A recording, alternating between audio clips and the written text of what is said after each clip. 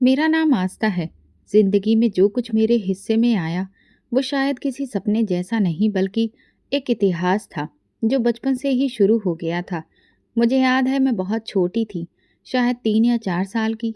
माँ की गोद में बैठकर उनके दुपट्टे से खेलना, उनकी खुशबू, उनका एहसास, सब कुछ अभी भी मेरे मन में बसा है। लेकिन बस वो यादें हैं। माँ की मौत मेरी जिंदगी का पहला सदमा था, जो ना मुझे समझ में आया, ना कोई मुझे समझा सका। वो चली गई हमेशा के लिए। मैं कुछ भी नहीं समझी।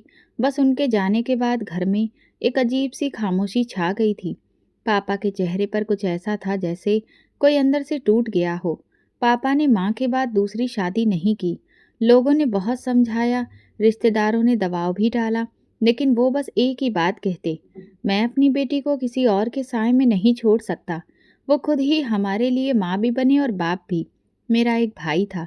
मुझे कुछ साल बाद समझ में आया कि हम दोनों की दोस्ती, प्यार, सब कुछ बेमिसाल था। वो मेरा दोस्त भी था, मेरा रखवाला भी। हम एक दूसरे के बगैर खाना भी नहीं खाते थे। अगर मुझे कभी किसी चीज़ की ज़रूरत होती तो सबसे पहले मैं भाई को बताती, और वो कुछ भी हो मेरे लिए लेकर आता था। हम यूं ही जुड़े हुए थे जैसे दिल और धड़कन। जिंदगी थोड़ी देर के लिए सुकून में थी, जैसे कोई हल्की हवा जो सिर्फ थोड़ी देर को चली हो। मगर जैसे जैसे वक्त गुजरा सब कुछ बदलता गया। भाई बड़ा हुआ तो उसे रूबी पसंद आ गई। रूबी हमारे मोहल्ले में रहती थी। खूबसूरत थी लेकिन बातों में कड़वाहट, चालाकियों में माहिर। मोहल्ले वाले अक्सर उसका जिक्र करते तो चुप हो जाते, जैसे कुछ छिपा रहे हों।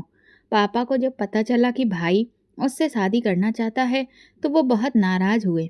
मैं रूबी से शादी करना चाहता हूँ, अगर आप नहीं मानेंगे तो मैं खुद फैसला कर लूँगा। ये सुनकर पापा की आंखों में दुख साफ नजर आ रहा था। वो शख्स जो पूरी जिंदगी हमारे लिए जीता रहा, अब खुद को बेबस महसूस कर रहा था। भाई अपनी जिद पर कायम रहा। पापा ने कई बार समझाया, रोका, धमकाया भी, लेकिन भाई ने उनकी हर बात को रद्द कर दिया। एक रात पापा मेरे कमरे में आए, काफी देर तक खामोश बैठे रहे, फिर बोले, आस्था, कभी कभी हम औलाद के लिए वो फैसले करते हैं जो हमारे दिल को जख्मी करते हैं, भले ही हमें ये उम्मीद होती है कि शायद वो खुश रहें। मैंने पूछा, क्या भाई की शादी रूबी से करने जा रहे हैं? उन्होंने सिर्फ सिर हिलाया। मैं कुछ भी नहीं कह सकी। कुछ दिनों के बाद रूबी हमारे घर की बहू बनकर आ गई। मैं भाई की आंखों में खुशी देख रही थी। वो मुस्कुरा रहा था जैसे वो सब कुछ पा गया हो जो वो चाहता था। लेकिन पापा की आंखों में वो रोशनी नहीं थी, जैसे किसी ने जलता दिया बुझा दिया हो। रूबी के आने के बाद सब कुछ बदलने लगा। मगर ये दूसरी कहानी है। उस वक्त इतना जानती थी कि पापा ने अपनी तकलीफें छुपाकर भाई की खुशी के आगे सिर झुका लिया था, और हम सब ने एक ऐसा मोड़ ले लिया जहां से वापसी बहुत मुश्किल थी। रूबी की शादी को अभी 2 दिन ही गुजरे थे कि घर की हवा जैसे किसी और ही दुनिया के जैसी हो गई थी। दरवाजे पर वही कदम जिन्होंने कभी चुपचाप इस दहलीज को पार किया था, अब हर वक्त अपनी मौजूदगी का ऐलान करते थे। मैंने कभी सोचा भी नहीं था कि एक शख्स का आना, एक रिश्ता बनना, इस तरह से सब कुछ बदल देगा। सुबह होते ही रूबी का पहला जुमला होता, आस्था, ये चाय किसने बनाई है? दूध तो लगता है जैसे पानी की तरह हो। मैं नरमी से कहती, भाभी मैंने बनाई है, अगर आप कहें तो मैं दूसरी बना दूं। वो आंखें मटकाकर बोलती, नहीं, अब तो आदत डालनी पड़ेगी इसी जायके की। पापा ने शुरुआत से ही कोशिश की कि रूबी को ये घर अपना महसूस हो। उसके लिए अलग कमरा, नई अलमारी, खिड़कियों के पर्दे तक बदल दिए गए। लेकिन रूबी जैसे किसी और ही दुनिया की सोच लेकर आई थी। वो हर चीज में कमियां निकालती। एक दिन पापा ने खाने के वक्त कहा, बेटा रूबी, तुम बताओ क्या पसंद है तुम्हें? आस्था वही पकाएगी। रूबी ने नखरे से नाक सिकोड़ कर कहा, मुझे हर चीज में स्वाद चाहिए, यहाँ तो सब कुछ फीका लगता है। मैंने कोशिश की कि उसे समझूं कि वो शायद इस नए माहौल से घबरा गई हो, लेकिन जल्दी ही ये साफ हो गया कि वो माहौल को अपने मुताबिक मोड़ना चाहती थी। जब भाई घर आता तो वो सबके सामने ऐसे हंसती जैसे दुनिया की सबसे खुशहाल लड़की हो, लेकिन जैसे ही वो कमरे में जाता वो तुरंत बदल जाती। मुझे एक दिन किचन में चाय बनाते हुए सुनाई दिया। वो फोन पर अपनी सहेली से कह रही थी, यार ससुर जी तो बहुत सीधे हैं, लेकिन आस्था, इससे किसी भी तरह से जान छुड़ानी पड़ेगी, हर वक्त आंखों के सामने है। ये बात सुनकर मैं रुक गई। मेरे हाथ में चाय का चम्मच जैसे एक पल को ठहर गया। मैंने खुद को संभाला, कुछ भी नहीं कहा, बस कमरे में जाकर खामोशी से बैठ गई। भाई जब घर आता तो रूबी खूब हंसी मजाक करती, जैसे कि सब कुछ बहुत अच्छा चल रहा हो। उसके सामने कोई शिकायत नहीं करती। पापा ने भी खामोश रहना सीख लिया था। मैंने कई बार महसूस किया कि वो रूबी की कुछ बातों से दिल जख्मी कर लेते थे, मगर कुछ कहते नहीं थे। एक बार पापा के एक दोस्त घर पर आए। वो कहने लगे, आपकी बहू वाकई में बहुत ही अच्छी है। पापा ने सिर्फ इतना कहा, प्रार्थना करिए कि घर में सुकून भी कायम रहे। रूबी ने घर के अंदर छोटे छोटे ग्रुप बना लिए थे। नौकरानी से लेकर मोहल्ले की औरतों तक सबसे उसका अंदाज बिल्कुल अलग था। लेकिन मेरे साथ हमेशा एक दूरी, एक कड़वाहट के साथ पेश आती थी। एक दिन भाई के सामने वो कहने लगी, आस्था को काम करना सीखना चाहिए। ये कोई बच्ची थोड़ी है, हर काम आधा ही छोड़ देती है। भाई ने मुझे देखा, कुछ कहा नहीं और बाहर चला गया। मैंने उसी दिन सोचा कि शायद अब मेरे लिए यहाँ कोई बोलने वाला नहीं रहा। ये सब कुछ शायद एक ऐसा तूफान था जो धीरे धीरे सबको अपने लपेटे में ले रहा था। और शायद ये तो अभी बस शुरुआत थी। भाई की शादी के कुछ महीने बाद पापा ने एक दिन मुझसे कहा, आस्था, अब तुम भी अपने घर की हो जाओ। मेरी ख्वाहिश है कि मैं तुम्हें अपने हाथों से विदा कर दूं। मैंने उनकी आंखों में वो रोशनी देखी जो कुछ अरसे से बिल्कुल खो चुकी थी। मैंने सिर झुकाकर कहा, ठीक है पापा, जैसा आप सही समझे। अगले ही दिन पापा के पुराने दोस्त घर आए, जिनके साथ एक औरत भी थी। वो मेरे लिए रिश्ता लाए थे। लड़का पढ़ा लिखा है, कारोबार करता है और खानदान भी काफ़ी अच्छा है। रूबी ने उस वक्त कुछ नहीं कहा, बस चुपचाप उन लोगों की तरफ देखती रही। लेकिन जब मेहमान चले गए तो पीछे से जाकर बोली, देखा, रिश्ता भी आपकी बेटी के लिए ऐसी जगह से आया है जहां लड़की की उम्र भी बड़ी है और उसकी जुबान भी कड़वी है। लेकिन खैर, सबकी अपनी अपनी किस्मत है। मैं खामोशी से अपने कमरे में चली गई। पापा ने मुझे तसल्ली दी, बेटा, मैंने पूरी जांच पड़ताल कर ली है, सब कुछ ठीक है। शादी की तैयारियां जल्दी ही शुरू हो गईं। भाई पापा मेरे लिए कपड़े, जेवर और सामान खरीद रहे थे। हर चीज़ वो खुद चेक करते, जैसे अपनी बेटी को नहीं, अपनी ज़िंदगी को विदा कर रहे हों। शादी का दिन आया। मैंने खुद को आईने में देखा। एक अजनबी सी लड़की नजर आई। मेरे अंदर एक अजीब सा सन्नाटा था, कोई जोश, कोई चमक नहीं। रूबी ने पर्दे के पीछे से कहा, चलो, नई जिंदगी की शुरुआत है, मुस्कुरा लो, सब लोग देख रहे हैं। विदाई के वक्त पापा की आंखें नम थीं। भाई ने मेरे सिर पर हाथ रखा, लेकिन सब कुछ ऐसा था जैसे कोई जबरदस्ती कर रहा हो, और मैं चुपचाप गाड़ी में बैठ गई। नए घर पहुंचते ही मुझे ये समझ आ गया कि ये जगह वो नहीं है जिसे मैं अपना कह सकूं। दरवाजे पर मेरी सास ने मेरा स्वागत तो किया, लेकिन चेहरे पर कोई अपनापन या खुशी नहीं थी। सिर्फ इतना कहा, आ गई हो, अब अपना काम खुद सीख लो, यहाँ कोई नौकर नहीं है। मैंने नजरें झुका ली। नंद ने बैग मेरे हाथ से लेते हुए कहा, ये क्या है? सिर्फ 3 सूटकेस? हमारे यहाँ तो बहुएं पूरे ट्रंक के साथ आती हैं। कमरा दिखाया गया जहाँ पति पहले से ही मौजूद नहीं था। रात को देर तक सबके लिए खाना, बर्तन सफाई में लगी रही। रूबी ने तो इतना सब कुछ घर में कभी किया ही नहीं किया था, और यहाँ सब कुछ बस मेरे हिस्से में ही था। रात को जब मैं कमरे में पहुंची तो वो इंसान सामने कुर्सी पर बैठा था जिससे मेरी शादी हुई थी। मैंने हल्की सी मुस्कान दी तो उसने बिना मेरी तरफ देखे कहा, देखो, मैं सीधी बात करता हूँ। ये शादी मेरे माँ बाप की ख्वाहिश थी, मेरी नहीं। तुम ये ना समझना कि मैं तुम्हें खुश रखने के लिए कुछ खास करने वाला हूँ। ये सुनकर मेरे पैरों तले से जमीन खिसक गई। मैंने धीरे से पूछा, तो फिर आपने शादी क्यों की? ताकि माँ बाप का मुंह बंद कर सकूं। उनका कहना था कि घर बसाना फर्ज है, इसीलिए कर ली। इससे ज़्यादा मुझसे कोई उम्मीद मत रखना। उस रात मैं देर तक जागती रही, कमरे की दीवारों पर नजरें दौड़ाती रही। ऐसा लग रहा था जैसे मैं किसी कैद खाने में हूँ। अगले दिन सुबह सारे काम मेरी जिम्मेदारी पर लगा दिए गए। सास ने कहा, यहाँ कोई काम चोरी बर्दाश्त नहीं की जाएगी। जो भी हो, बहू हो या काम वाली, काम सबको करना होता है। नंद ने कपड़े मेरी तरफ उछालते हुए कहा, प्रेस कर दो, शाम को फंक्शन में जाना है। और हाँ, अपनी शक्ल भी ठीक कर लेना, ऐसे बुझे हुए चेहरे से घर मनहूस लगता है। किसी ने नहीं पूछा कि रात कैसी गुजरी, ना ये कि तबीयत कैसी है। सब बस आदेश देते थे। पति सुबह काम पर जाता, रात को देर से आता, और आता भी तो बस मोबाइल में बिजी रहता या फिर किसी दोस्त से बातों में मगन रहता। एक रात मैंने पूछा, खाने में क्या लाऊं? उसने कहा, जो तुम खाती हो वही खा लूँगा, फ़र्क क्या पड़ता है? मैंने हिम्मत करके पूछा, आप मुझसे खुश हैं? उसने हंसते हुए कहा, खुशी? मैं तो अब तक समझ ही नहीं पाया कि तुम हो कौन? मेरे लिए बस एक मजबूरी हो। ये जुमला मेरे अंदर कहीं गहराई तक बैठ गया। वो रोज़ मुझे ये याद दिलाता कि मैं उसकी पसंद नहीं हूँ, लेकिन मैं हर दिन ये सोचकर गुजार देती थी कि शायद कल कुछ बदल जाए, शायद उसका रवैया नरम हो जाए, शायद बातों में थोड़ा अपनापन आ जाए। लेकिन हर सुबह पहले से ज़्यादा खालीपन लाती और हर रात पहले से ज़्यादा थकी हुई होती। ना कोई बात करने वाला, ना कोई हाल पूछने वाला। मैं उसके लिए घर में सिर्फ एक जिम्मेदारी थी, एक साया जो बस गुजर रहा था। किस्मत ने पहली बार मेरे दरवाजे पर दस्तक दी थी, लेकिन इस बार वो मेहमान बनकर नहीं, फैसला सुनाकर आई थी। शादी के कुछ दिन बाद ही मुझे अंदाजा हो गया था कि ये रिश्ता किसी दीवार के जैसा है, जिसे मैं रोज अपने शब्दों से, अपने अमल से नरम रखने की कोशिश करती, लेकिन वो हर दिन और ज़्यादा कठोर होती जाती। पति सुबह सवेरे उठकर खामोशी से तैयार हो जाता, कभी कभी नाश्ता करता और अक्सर बिना कुछ कहे ही निकल जाता। मैं रोज उसके कपड़े प्रेस करके रखती, जूते साफ करके दरवाजे के पास रखती, लेकिन वो बिना नज़र डाले चला जाता। शाम को वापसी कभी 9 बजे, कभी 10 बजे, कभी उससे भी बाद में। पूछने पर कहता काम बढ़ गया है, शहर में आजकल भीड़ बहुत है। कई बार मैंने दरवाजे पर खड़े होकर इंतजार किया। आवाज़ सुनी तो तेज कदमों से किचन की तरफ जाती, चाय गरम गरम करती, लेकिन वो आते ही कमरे में बंद हो जाता।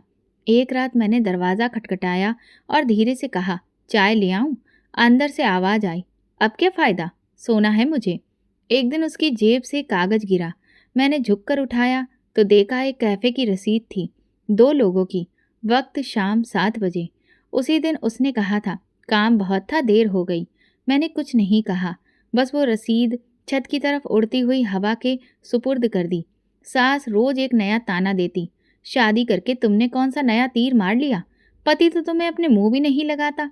नंद रोज कपड़े, मोबाइल और दोस्तों में लगी रहती। मेरे लिए दिन सिर्फ काम, खामोशी और सवालों में गुजरते। एक रात मैंने पति का मोबाइल उठाया, चार्जिंग पर लगाना था।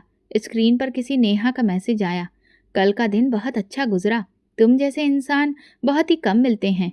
मेरी उंगलियां बिल्कुल जम सी गई थीं। मोबाइल भी वहीं रख दिया और खुद किचन में चली गई। अगले दिन नाश्ते में पराठे बनाए, सब्जी गरम की और चुपचाप टेबल पर रख दी। वो आया, निवाला बनाया और कहा, इसमें नमक कम है। पहले माँ के हाथ का खाना कुछ और ही होता था। मैंने सिर्फ इतना कहा, आगे से ख्याल रखूंगी। कई दिन बाद उसे हल्का बुखार हुआ। मैं सारी रात उसके पास बैठी रही, ठंडी पट्टियाँ रखती रही। सुबह उसने आँख खोली, मुझे देखा, फिर दूसरी तरफ मुंह मोड़कर कहा, दवाई वक्त पर दे देना। एक पल को लगा कि शायद आज शुक्रिया सुनने को मिलेगा, लेकिन कुछ नहीं बदला। 2 महीने इसी तरह गुजर गए। दिन रात, मौसम सब बदलते रहे, मगर वो रिश्ता वहीं का वहीं रहा। मैं जब भी कोई बात करने की कोशिश करती तो वो या तो फ़ोन में बिजी होता या फिर थकावट का बहाना बनाकर सोने के लिए मुंह मोड़ लेता। कुछ महीने बाद मुझे तबीयत में अजीब सा बदलाव महसूस हुआ। डॉक्टर से चेकअप करवाया तो खबर मिली कि मैं माँ बनने वाली हूँ। जब उसे बताया तो उसने सिर्फ सिर हिलाया, न खुशी न हैरत, कुछ भी नहीं। बस इतना कहा, अच्छा है, माँ को खुशी होगी। सास ने जरूर खुशी जाहिर की, लेकिन साथ में ही बोली, ध्यान रखना कोई बहाना नहीं बन जाए काम ना करने का। प्रेगनेंसी के दौरान भी मेरा वही रूटीन जारी रहा। नाश्ता बनाना, खाना, सफाई, कपड़े, बर्तन, सब कुछ मेरी ही जिम्मेदारी रही। एक बार जहरीली बू से मेरी तबीयत बहुत खराब हो गई। मैं ज़मीन पर बैठ गई। नंद आई और बोली, अभी से नखरे शुरू हो गए, अजीब लोग हैं। मेरा दिल किया कि मैं चिल्लाकर किसी को बताऊं, लेकिन मेरे पास सुनने वाला कोई नहीं था। मैं सिर्फ खुद से कहती थी, चुप रहो, सब्र करो, शायद माँ बनने के बाद सब कुछ बदल जाए। फिर महीने गुजरते गए। मैं हर धड़कन के साथ भगवान से प्रार्थना करती रही कि ये बच्चा मेरे रिश्ते में कोई खुशी लेकर आए। फिर वो दिन आया जब मैंने एक बेटे को जन्म दिया। अस्पताल में सिर्फ एक सास थी, पति शहर में था व्यस्त। बेटे को देखकर मेरी आंखों में पहली बार रोशनी सी आई। उसकी छोटी सी उंगली मेरे हाथ को पकड़ते हुए जैसे कह रही थी, मैं हूँ, अब तुम अकेली नहीं हो। शाम को वो आया, बेटे को देखा और कहा, नाम सोच लिया है? मैंने कहा, आप बता दीजिए। वो बोला, अपूर्व, मेरे दोस्त का नाम है, वही रख लो। फिर वो मोबाइल पर कॉल करने लगा, जैसे अभी भी किसी और ही दुनिया में है। मैंने बेटे को सीने से लगा लिया। अब मैं किसी के लिए बोझ नहीं थी, मैं माँ थी और यही मेरा पहला और आखिरी सहारा था। बेटे की पैदाइश के बाद मैंने खुद को संभाल लिया था। अब मेरी जिंदगी का वो छोटा सा वजूद था जो हर वक्त मेरी गोद में रहता, मेरी आंखों में झांकता और शायद मुझे वो सब भूल जाने पर मजबूर करता जो मैं सह चुकी थी। शादी के 1 साल बाद पहली बार ऐसा लगा था कि शायद मैं भी किसी दिन खुशी से जी सकूं, लेकिन खुशी मेरे नसीब में ठहरने नहीं आई थी। एक दिन मैं कपड़े तय कर रही थी जब सास की बातों की आवाज़ आंगन में गूंजी। हाँ, शहर वाली लड़की बहुत खूबसूरत है। वहां जाकर तो बेटा बिल्कुल बदल गया है। यहाँ की तरफ आता ही कभी कभी है। मैं ठिठक गई। शहर वाली लड़की? सास ननद से बात कर रही थी।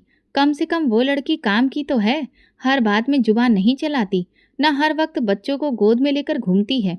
मेरा दिल धक्क से रह गया। मैंने ननद से पूछा, किसके बारे में बात हो रही थी? उसने मुझे ऊपर से नीचे तक देखा और हंसते हुए कहा, पता नहीं, तुम्हारे पति की दूसरी पत्नी की। ये तो सबको पता है, तुम्हें अभी तक नहीं पता? मेरे हाथ से कपड़े फिसलकर जमीन पर गिर गए।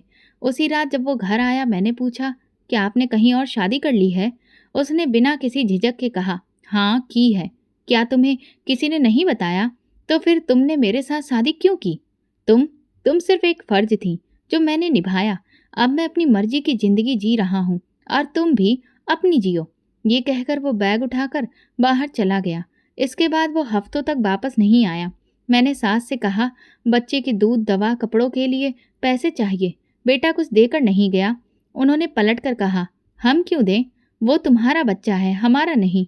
खुद संभालो। मैं चुप हो गई, जैसे जुबान किसी ने काट ली हो।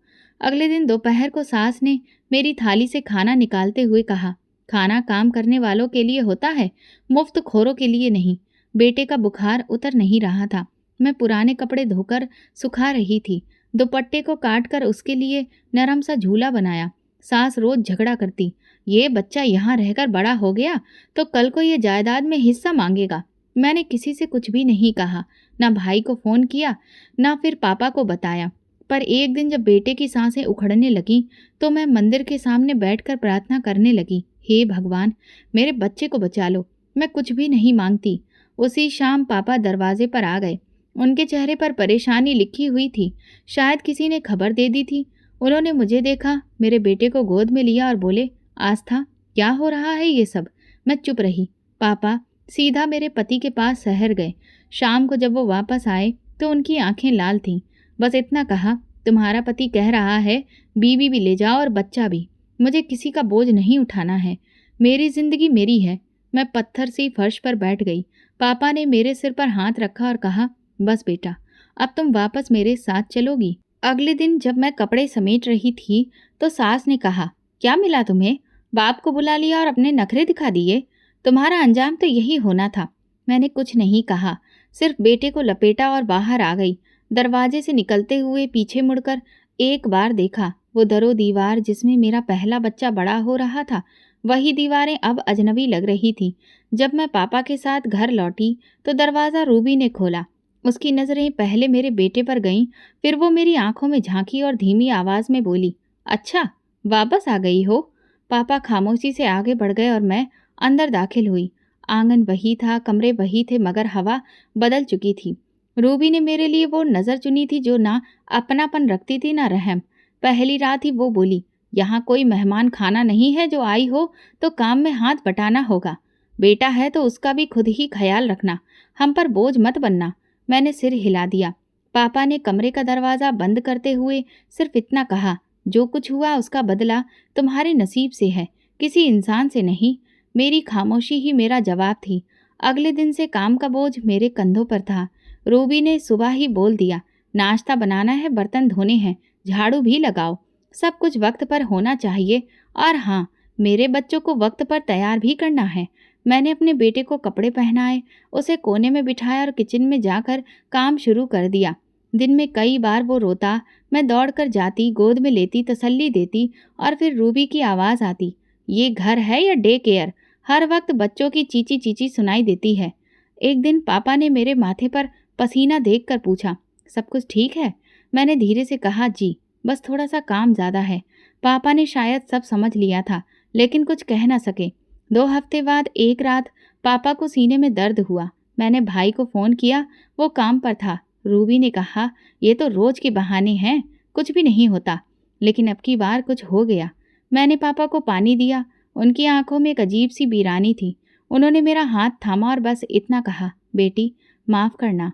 मैं उनके हाथ से अपना हाथ छुड़ाकर बाहर की तरफ दौड़ी कि किसी को बुलाऊं। लेकिन जब वापस आई तो पापा की सांसें बंद हो चुकी थीं। घर में सन्नाटा पसर गया। रूबी ने मुझे कमरे से बाहर निकाल दिया और साफ शब्दों में बोला, अब ये तुम्हारा घर नहीं रहा। अगर भाई से कुछ भी कहा तो याद रखना, तुम्हें और तुम्हारे बच्चे को सड़क पर छोड़ दूंगी। पापा की मौत के बाद मेरा दुख सिर्फ जाति नहीं रहा, अब मेरा वजूद भी सबको नागवार लगने लगा था। भाई वापस आया, अंतिम संस्कार हुआ और फिर दोबारा काम पर चला गया। रूबी ने उसके सामने कुछ भी नहीं कहा, लेकिन जब हम अकेले हुए तो उसकी जुबान और ज्यादा तेज हो गई। ये सब तुम्हारी वजह से हुआ। तुम्हारे दुख ने ही तुम्हारे बाप की जान ले ली। कभी कभी दिल करता था कि चीखूं, चिल्लाऊं, लेकिन जुबान पर ताला था, क्योंकि मेरे पास कोई ठिकाना नहीं था। अब घर में हर दिन जहर था। रूबी सुबह लड़ती, शाम को ताना मारती, बेटे के लिए खाने को मांगती तो बोलती, यहाँ भंडारा नहीं बट रहा, अपने पैसे लाओ फिर कुछ मिलेगा। मैंने कपड़े सिलकर, पुराने दुपट्टे रफू करके बेटे के लिए छोटे छोटे रूमाल बनाए। जब सर्दी आई तो उसके शरीर पर गर्म कपड़े नहीं थे। मैंने भाई के बच्चों की पुरानी जैकेट से उसके लिए कमीज काट कर बनाई। एक दिन बेटा बुखार में तप रहा था। मैंने रूबी से कहा, भाई से दवाई के लिए कुछ कह दो। उसने नाक सिकोड़ कर कहा, भाई तुम्हारा है, जाकर खुद मांगो। जब भाई रात को आया, मैं दरवाजे पर खड़ी रही, लेकिन रूबी ने उसे आंगन में ही रोक लिया। बातें करती रही, फिर हाथ पकड़कर कमरे में ले गई। मैं पीछे हटकर दरवाज़ा बंद कर लिया। बेटे की आंखों में आंसू थे और मेरे अंदर खालीपन, जिसमें बस खामोशी गूंज रही थी। सुबह का वक्त था, किचन से बर्तनों की आवाज़ आ रही थी। रूबी के बच्चे किचन के दरवाजे पर खड़े हंसी मजाक कर रहे थे और मेरा बेटा पीछे कोने में बैठा रोटी की खुशबू सूंघ रहा था। 2 दिन हो चुके थे जब से रूबी ने मेरे लिए बाकायदा खाने का बर्तन देना बंद कर दिया था। कभी कहती, हमारे लिए ही कम पड़ जाता है, तुम्हारे लिए कहाँ से दूं। कभी बोलती, काम के बदले रोटी मिलती है, अब तुम काम भी ठीक से नहीं करती। उस दिन नाश्ता बन रहा था। मैंने हिम्मत की, धीरे से रूबी के पास जाकर कहा, भाभी बच्चे को बुखार है, कुछ खा लेगा तो दवा असर करेगी, थोड़ा सा खाना दे दीजिए। रूबी ने चम्मच पतीले में मारते हुए कहा, मेरे बच्चे भी बुखार में रहे हैं, लेकिन कभी किसी से मांग कर नहीं खिलाया। खुद सोचो, जब तुम्हारा कुछ भी नहीं है तो फिर यहाँ क्यों बैठी हो। मैंने हाथ जोड़ दिए, सिर्फ थोड़ा सा खाना, मैं कल तक कुछ इंतजाम कर लूंगी। उसने धीरे से कहा, कल? वो दिन कब आएगा जब तुम्हें अपना ज़मीर याद आएगा? तुम तो यहाँ सिर्फ टिकने के लिए आई हो। मैंने झुककर बर्तन लिया, बचा कुचा खाना एक प्लेट में लिया और बेटे के सामने बर्तन रख दिया।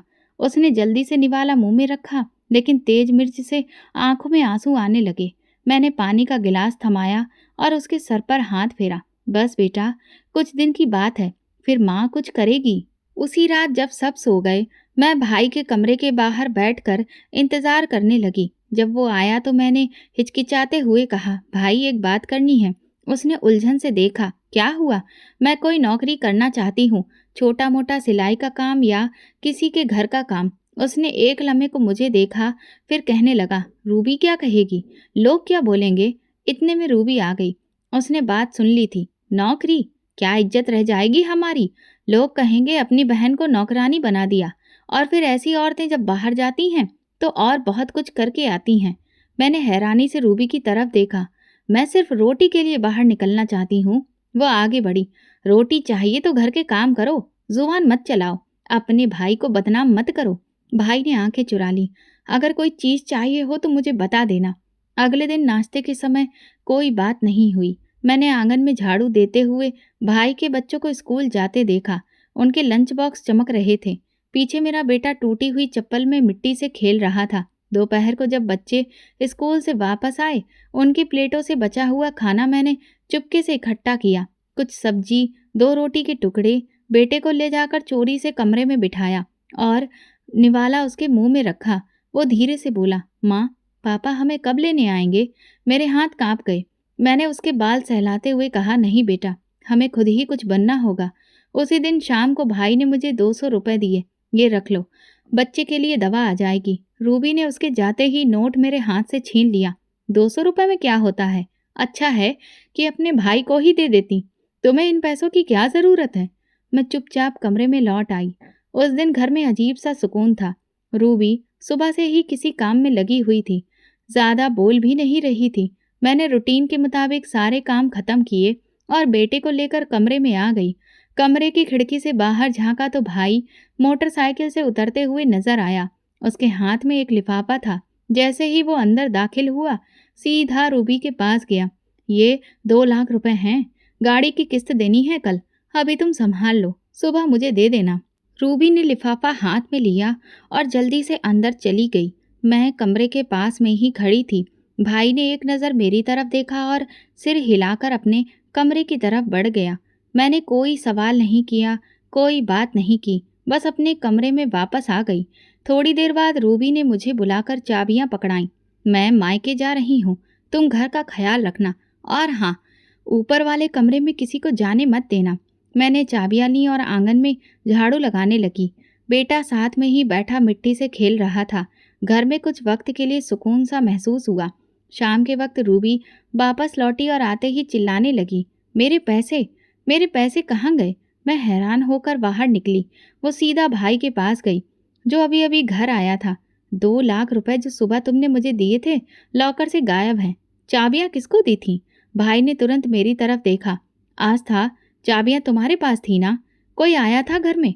मैंने तुरंत जवाब दिया, नहीं भाई, कोई नहीं आया, और मैंने ताला बिल्कुल वैसा ही छोड़ा जैसा रूबी भाभी ने बंद किया था। रूबी चीखने लगी, झूठ बोल रही है, यही चोर है। इसने चाबियां लेकर लॉकर खोला और पैसे निकाले। भाई ने कड़क लहजे में कहा, आस्था, ये इल्जाम बहुत बड़ा है। अगर तुमने कुछ नहीं किया तो पैसे कहाँ गए? मैं रोते हुए बोली, भाई, भगवान की कसम मैंने कुछ भी नहीं किया। मुझे तो ये भी नहीं पता कि लॉकर कहाँ पर रखा है। आपको मुझ पर भरोसा नहीं है?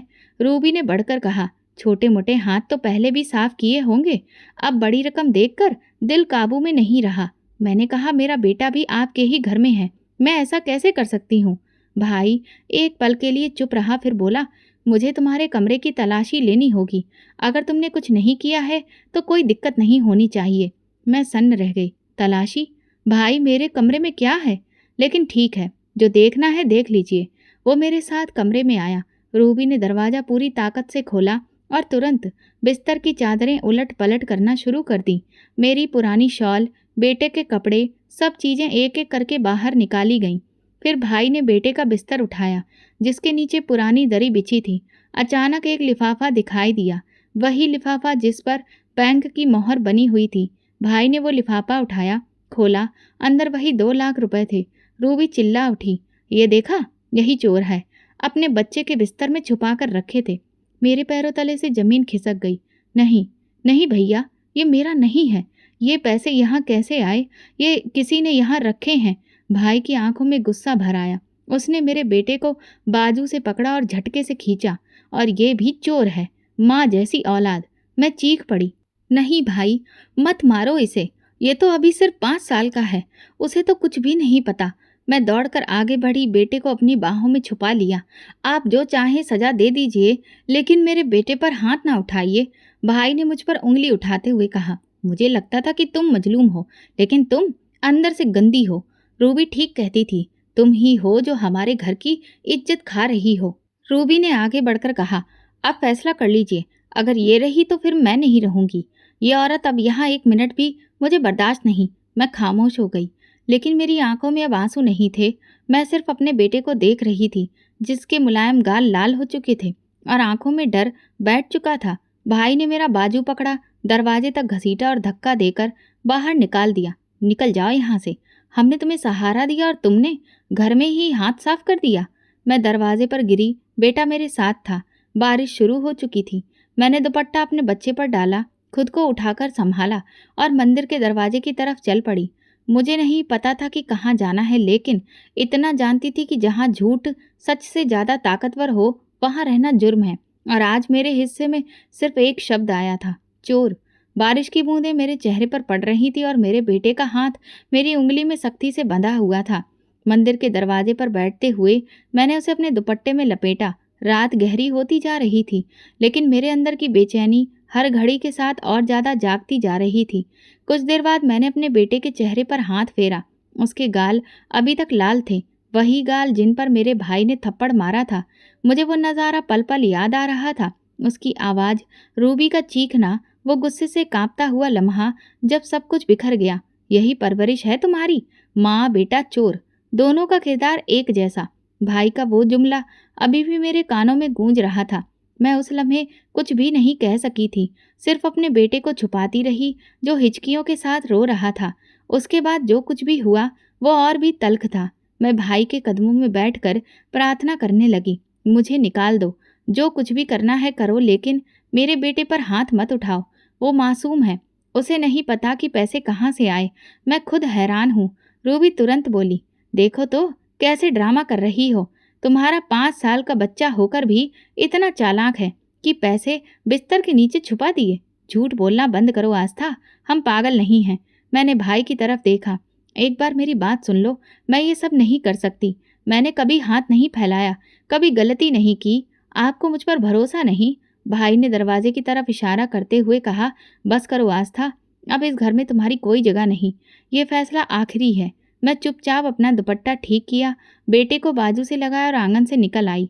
लेकिन दिल में एक आखिरी उम्मीद बाकी थी कि शायद भाई रोक ले, शायद वो कहे ठहरो। मगर दरवाज़ा पीछे से बंद हो चुका था। जब मैं मंदिर के बाहर बैठी थी तभी एक बुजुर्ग आए, जिन्होंने मुझे सवालिया नज़रों से देखा। बेटी, यहाँ क्यों बैठी हो इस वक्त? मैं सर झुकाकर जवाब दिया, बस पनाह की तलाश में। उन्होंने कुछ लम्हे सोचा, फिर बोले, मेरे साथ चलो, रात तुम और तुम्हारा बच्चा मेरे घर में गुजार लो, भगवान सब ठीक करेगा। मैं शुक्रगुजार नज़रों से उनकी तरफ देखने लगी। जैसा आप कहें बाबा जी। उनके साथ एक छोटे से घर में पहुंची। उन्होंने हल्की सी रोशनी जलाकर एक कंबल मेरे बेटे को दिया और मुझे एक कप चाय दी। लो, तुम्हारे कांपते हाथ कुछ देर के लिए ठहर जाएंगे। रात का वो वक्त जैसे जिंदगी की पहली सांस बन गया। मैंने भगवान से प्रार्थना करनी शुरू कर दी। दिल में बस यही था, लेकिन दिमाग में वो नज़ारा बार बार घूमता रहा। बेटे को मारते वक्त भाई की आंखों में कोई भी नरमी नहीं थी। मैंने देखा था वो पल जब उसने अपना हाथ उठाया और मेरे बेटे का चेहरा पीछे को लुढ़क गया। वो सिर्फ शारीरिक तकलीफ नहीं थी, वो मेरे मजबूर माँ होने पर वार था। इससे पहले रूबी ने जब भी कुछ कहा मैं चुपचाप रही। जब भी भाई ने नज़रअंदाज किया मैंने बर्दाश्त किया। लेकिन आज जब बेटे पर हाथ उठा, मेरी जुबान ने चीखना सीख लिया था, ये मेरा बच्चा है, आपको कोई अधिकार नहीं इसे मारने का। क्या यही इंसाफ है? रूबी ने पीछे से कहा, देखो अब यह हमें धमकियां दे रही है। मैंने कहा, सच को धमकी नहीं कहते। और शायद यही लम्हा था जिसने भाई का दिल और ज़्यादा कठोर कर दिया। उसने वो दरवाज़ा हमेशा के लिए बंद कर दिया जिसे मैंने कभी अपना माना था। अब मैं किसी और जगह बैठी थी। बेटे की सांस थोड़ी ठीक हो चुकी थी। मैंने उसके माथे पर हाथ रखा और आसमान की तरफ देखा। मैंने कभी किसी का हक नहीं मारा, जो भी था अपनी कोशिश पर था।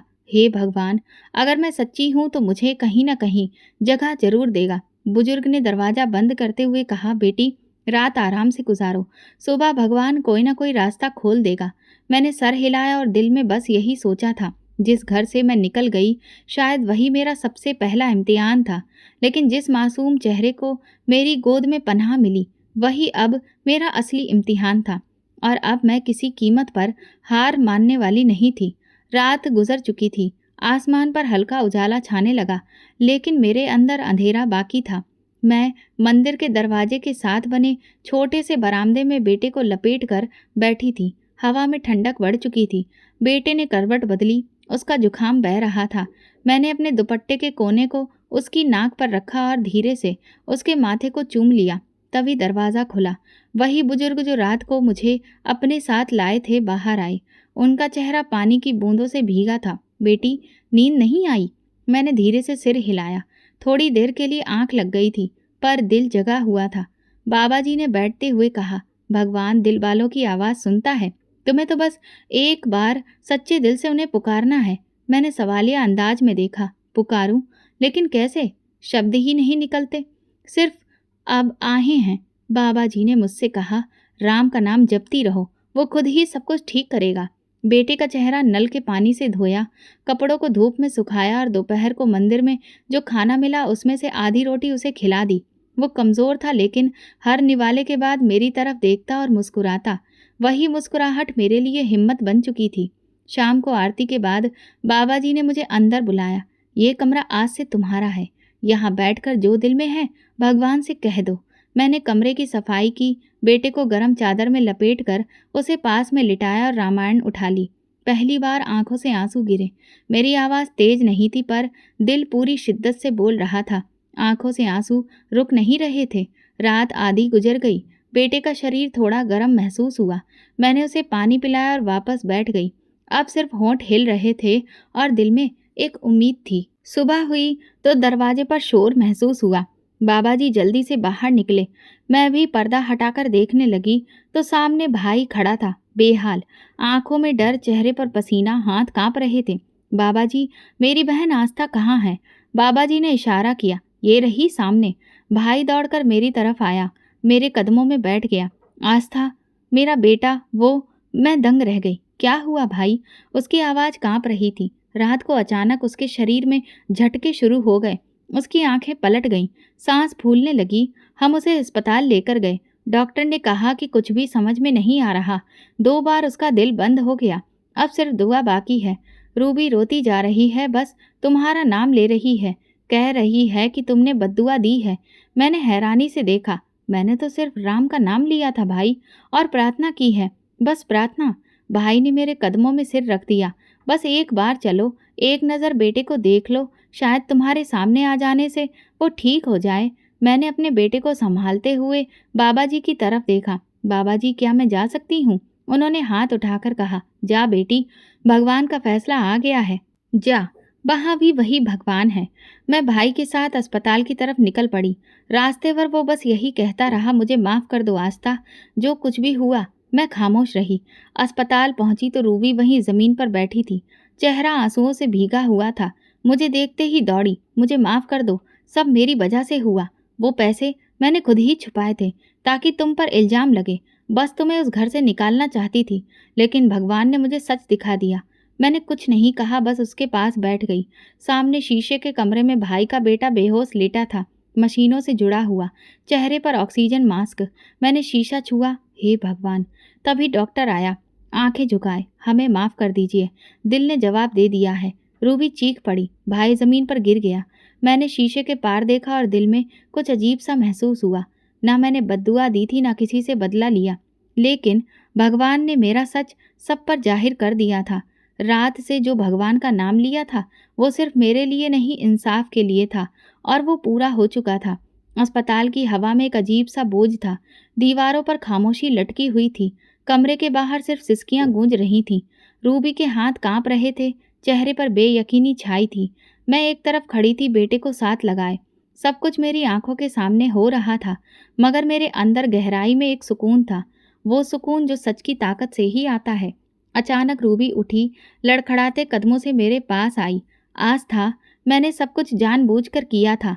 वो पैसे चुराना, तुम पर इल्ज़ाम लगाना, मैंने कदम पीछे किए, लेकिन नज़र नहीं चुराई, न सवाल किया। वो बोलती गई। मुझे लगता था अगर तुम रहोगी तो तुम्हारा भाई कभी मेरा नहीं हो सकेगा। वो तुमसे बात करे, तुम्हें अहमियत दे, ये मैं बर्दाश्त नहीं कर पा रही थी। और उस दिन वो रकम, वो मेरा बदला था। भाई ने कराहते हुए कहा। उसकी आंखें लाल थीं और आवाज़ भारी। तो तुम्हें सब पता था? रूबी ने सिर झुकाकर कहा। हाँ, और फिर जब बेटे की हालत बिगड़ी तो मैं टूट गई।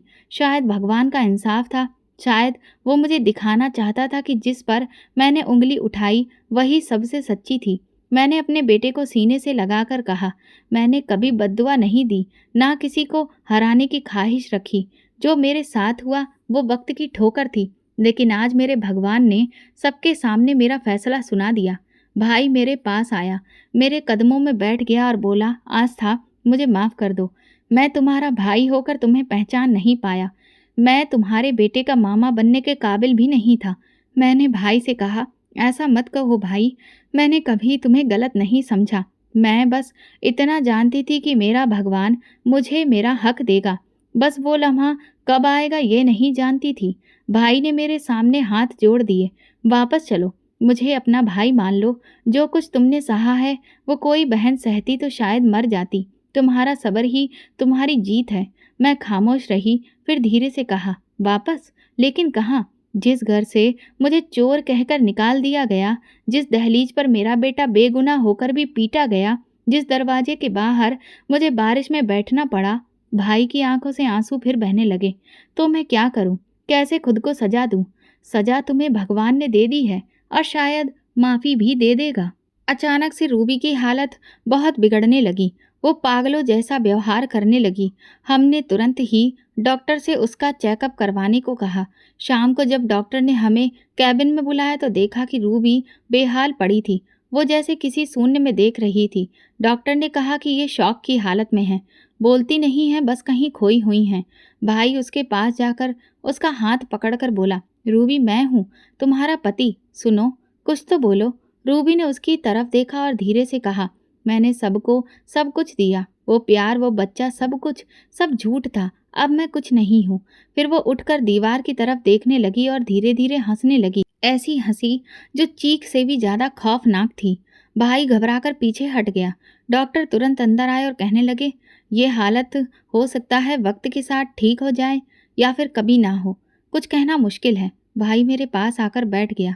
उसकी आवाज़ दब चुकी थी। आस्था, अगर तुम आज नहीं होती तो शायद मैं खुद को ही मिटा देता। तुमने मुझे बचा लिया, अपने सब्र, अपनी सच्चाई से। इसके बाद दिन गुजरते गए। रूबी को मानसिक चिकित्सालय में भर्ती करा दिया गया। उसी दिन के बाद से भाई ने फैसला कर लिया मेरे बेटे को अपना बेटा बनाने का। उसने स्कूल में मेरे बेटे का एडमिशन करवाया, यूनिफॉर्म, बैग, कॉपियाँ, किताबें सब दिलवाईं और फिर एक दिन खुद मेरे पास आकर बोला, आस्था, अब तुम सिर्फ माँ नहीं हो, तुम अपने बेटे को वो मुकाम दोगी जो वो कभी नहीं पा सका। हर दिन, हर महीने हालात बेहतर होते गए। क्या मैंने भाई के घर में रहना कबूल नहीं किया था? हाँ, पर वो रोज आता था, राशन लाता, बेटे को लेकर खेलने जाता, स्कूल से लेने जाता और हर बार यही कहता, ये मेरा बेटा है। सालों के बाद मैंने खुद को आईने में देखा। चेहरे पर थकान तो थी लेकिन आंखों में रोशनी भी थी। भाई ने एक दिन कहा, तुमने सब कुछ खोकर भी खुद को नहीं खोया। तुम वही आस्था हो जिस पर हमें नाज था। अब ना तो रूबी की साजिशें बाकी थी, ना भाई का शक, ना कोई इल्जाम, ना कोई ताना। अब सिर्फ एक नई शुरुआत थी, एक जिंदगी जो मेरे सब्र से लिखी गई थी, एक सच जो मेरे भगवान की वजह से बुलंद हुआ, और एक बेटा जो मेरी हार नहीं, मेरी सबसे बड़ी जीत बन चुका था। एक दिन मैं मंदिर में प्रसाद चढ़ाने गई, तभी अचानक किसी के रोने की आवाज़ कानों में पड़ी। ये सचमुच किसी के रोने की ही आवाज़ थी। न जाने क्या हुआ कि मेरे कदम खुद ब खुद उसकी तरफ खिंचे चले गए। जब मैंने उसके कंधे पर हाथ रखा और उसने सिर उठाया तो मैं दंग रह गई, क्योंकि वो और कोई नहीं, मेरा पति था। उसकी हालत बिगड़ी हुई लग रही थी। सूखा चेहरा, लाल आंखें, बिखरे हुए बाल। मैंने उसे देखा ही था कि तुरंत अपने कदम पीछे किए और मुड़ने लगी, लेकिन उसने मुझे रोक लिया। मेरे साथ मेरा बेटा था। वो बोला, ये मेरा बेटा है ना? और अचानक उसे गले लगाने लगा। मैंने अपूर्व को पीछे खींच लिया और कहा, नहीं, ये तुम्हारा बेटा नहीं, ये सिर्फ मेरा बेटा है। वो हाथ जोड़कर माफ़ी मांगने लगा। मुझे माफ़ कर दो आस्था, मैंने तुम्हारे साथ जो किया उसी की सज़ा आज मैं भुगत रहा हूँ। मैंने तुम्हारे साथ धोखा किया था और अब मैं खुद एक धोखे के साथ जी रहा हूँ। मैंने कहा, क्यों? तुम तो वही जिंदगी जी रहे थे ना जो तुम जीना चाहते थे, अब रोना किस बात का है? वो बोला, किसी की जिंदगी बर्बाद करके भला कौन चैन से जी पाया है? ये बात मुझे बहुत देर से समझ आई। मैंने तुम्हें छोड़कर जिस शहर की लड़की से शादी की वो बहुत बड़ी धोखेबाज निकली, एक नंबर की लालची। जब उसका मुझसे मन भर गया तो उसने अपने बॉस को फंसा लिया, लेकिन मुझे भी नहीं छोड़ा। धोखे से मेरी सारी प्रॉपर्टी अपने नाम पर करवा ली और मेरी माँ बहनों को फुल टाइम नौकरानी बना लिया। जब मैंने विरोध किया तो उसने धमकी दी कि मेरे खिलाफ बोलोगे तो झूठा महिला उत्पीड़न का केस लगाकर जेल भिजवा दूंगी। तुम्हारी माँ बहनों के पास तो इतना पैसा भी नहीं कि वकील कर सकें। ये सब सुनकर हमारी हिम्मत ही टूट गई। माँ ने कहा, बेटा, सब कुछ तो खो चुकी हूँ, तुझे नहीं खोना चाहती, तू ही मेरा आखिरी सहारा है। पर वो इतनी जालिम निकली कि उसने मेरी माँ बहनों से दिन रात काम कराकर उनकी हालत खराब कर दी। वो मेरी आंखों के सामने ही तैयार होकर अपने बॉस के साथ घूमने निकल जाती और मैं बस तमाशा देखता रहता। मैंने जो बोया वही काट रहा हूँ। इंसान अपने कर्मों की सजा इसी जन्म में भुगतता है। आज मैं बे औलाद हूँ क्योंकि मैंने ही अपनी पहली औलाद की कदर नहीं की। वो गिड़गिड़ाकर बोला, सिर्फ एक बार मुझे अपने बेटे को गले लगा लेने दो। पहले तो मुझे उस पर तरस आया, पर तभी याद आ गया जब उसने बेरहमी और गुरूर से मुझसे मेरे बेटे समेत धक्के देकर घर से निकाला था। उसे ये भी ख्याल नहीं आया कि बच्चा भूखा प्यासा कैसा रहेगा। मैंने सख्ती से कहा, आज के बाद मेरे बेटे के आसपास भी मत भटकना। तुम पिता के नाम पर एक कलंक हो। तुम्हारा गंदा साया भी मैं अपने बेटे पर पड़ने नहीं देना चाहती। वो फिर माफ़ी मांगने लगा। कम से कम मुझे माफ़ कर दो, शायद मेरी ज़िंदगी में थोड़ा सुकून आ जाए। मैंने जवाब दिया, माफ़ी चाहिए तो भगवान से मांगो, मुझसे नहीं। ये कहकर मैं वहाँ से लौट आई, मगर मुझे भगवान के इंसाफ पर पूरा भरोसा था। सब्र, सच और खामोशी प्रार्थना में वो ताकत होती है जो वक्त आने पर हर इंसान को उसके कर्म का फल लौटा देती है। तो दोस्तों, अगर आपको हमारी कहानी पसंद आई हो तो कमेंट करके ज़रूर बताएं। वीडियो को लाइक करें और ज़्यादा से ज़्यादा शेयर करें। अगर आप चैनल पर नए हैं तो सब्सक्राइब जरूर करें और नोटिफिकेशन बेल दबाएं ताकि अगली अपडेट सबसे पहले आपको मिले। धन्यवाद।